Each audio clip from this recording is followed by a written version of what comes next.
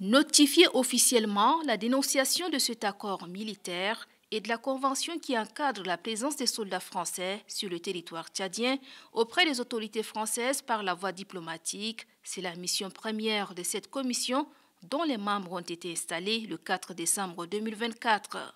La commission s'est réunie ce 7 janvier autour du Premier ministre chef du gouvernement, l'ambassadeur Alama Halinan, en vue d'évaluer la mise en œuvre de ce processus.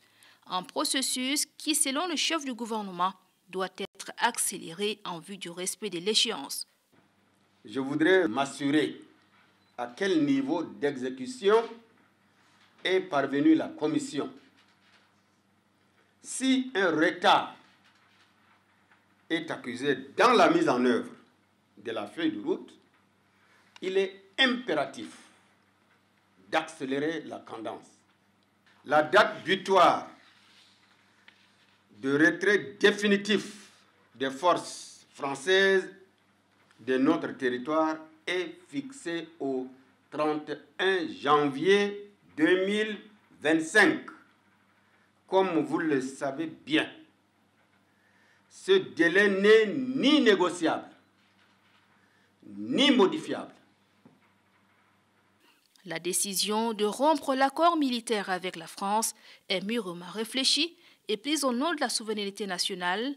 Le Premier ministre a au cours de cette réunion déploré les propos discoutoires et paternalistes récents du président français Emmanuel Macron prononcés en début de semaine. Nous sommes surpris d'entendre le président français affirmer, sans aucune retenue, digne de la fonction, que les Africains ont oublié de dire merci à la France.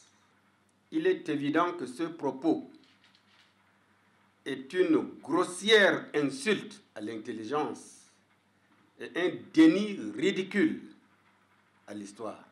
L'accord dénoncé concerne la coopération militaire et ne touche aucunement les autres domaines de coopération entre le Tchad et la France, précisent les autorités tchadiennes. Un rappel, cette commission est aussi chargée d'élaborer un plan de travail pour la cessation des obligations prévues par la Convention, d'identifier et de gérer ses aspects juridiques, sécuritaires et logistiques.